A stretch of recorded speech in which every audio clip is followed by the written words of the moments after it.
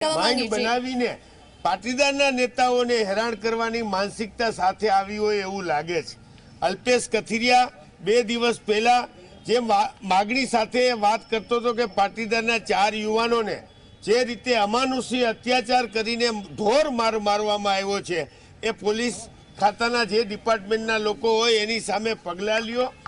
આ વાતને લઈને ક્યાંક ને ક્યાંક પોલીસને અને અલ્પેશભાઈને જે ટસલ ચાલતી હતી એના ભાગરૂપે જાહેરમાં ટ્રાફિકની બાબતમાં અલ્પેશભાઈ જેવી વ્યક્તિ ઉપર હાથ ઉપાડી લેવો એટલે તમે ને અમે બધા સાક્ષી હતા જસદણમાં કે જે રીતે આ લોકોએ પોલીસનો ઉપયોગ કર્યો અને પાટીદાર નેતાઓમાં એમાં ખાસ કરીને કોંગ્રેસના તમામ ધારાસભ્યોને બહાર કાઢે અને ભાજપના ધારાસભ્યો બેફામ ફરી શકે એટલે આ સરકાર પોલીસનો ઉપયોગ આ પાટીદાર નેતાઓની સામે કરી રહી છે અને પોલીસ તટસ્થ નહીં પણ એક ભારતીય જનતા પાર્ટીના ઇન્સ્ટ્રુમેન્ટ તરીકે વર્તી રહી છે એના હિસાબે આવી સિચ્યુએશનની પરિસ્થિતિ થાય છે।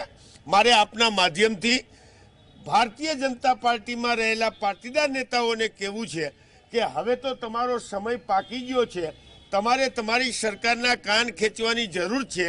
ગમે ત્યારે અમાનુષી અત્યાચાર તમારા સમાજના છોકરાઓ ઉપર કરતી હોય અને તમે મૂંગા મોઢે એ સહન કરી અને જોઈ રહ્યા છો, હવે પ્રેક્ષક બનીને ખાલી બેઠી રહેવાના બદલે તમે તમારા સરકારના કાન ખેંચો એટલી મારી વિનંતી છે।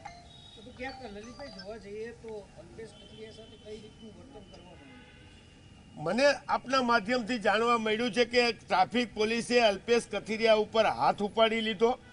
અલ્પેશભાઈ કથિરિયા આ પાટીદાર સમાજના નેતા છે, યુવાનોના હૃદય સમ્રાટ છે અને આવી રીતે સરકાર ક્યાંક ને ક્યાંક પોલીસનો ઉપયોગ કરીને મને એવું લાગે છે કે પાછું ક્યાંક આનંદીબેન વાળી વાત કરવા આ સરકાર માંગતી હોય એવું દેખાય છે।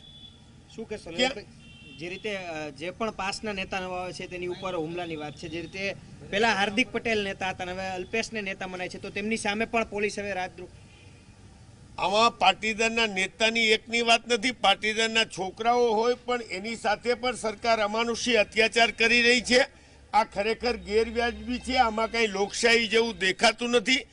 પોલીસનો ઉપયોગ કરીને ગમે તેની સામે ગમે તે રીતે વર્તવું અને જો તમને ખબર છે કે અમને 5-5 કલાક પોલીસે જસદણની ચૂંટણીમાં વિના વાકે બેસાડી દીધા હતા એટલે આ સરકાર પોલીસનો ઉપયોગ આ પાટીદારના યુવાનો ઉપર કરી રહ્યો એવું સ્પષ્ટ આમાં દેખાય છે।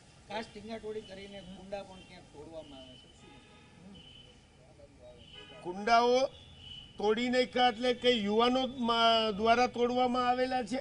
એક અલ્પેશ કથિરિયાની ટીંગાટોડી કરીને લઈ જવા, પોલીસમાં આવી રીતે વાહનમાં પકડીને લઈ જવા, કાફલો ચાલી લેવો, હાથ ચાલાકી કરી લેવી, હવે તો હદ થઈ રહી છે ભારતીય જનતા પાર્ટીના શાસનમાં।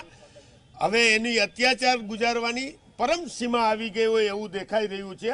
ત્યારે મારે ફરીને આપના માધ્યમથી પાટીદારના જે ધારાસભ્યો ભાજપમાં છે એને કહેવું છે કે હવે તમે સમજો, આ લોકોના કાન ખેંચો અને તમારા સમાજની સાચી વાત કહેવા માટેની હિંમત કેળવો એવું આપના માધ્યમે મારે પાટીદારના ધારાસભ્યો ભાજપના ધારાસભ્યોને કહેવું છે। લલિતભાઈ અંજણનો ત્યાગ કરવાની વાત છે, શું કહેશો? જો અલ્પેશ કથિરિયા એ પાટીદાર યુવાનોનો હૃદય સમ્રાટ છે।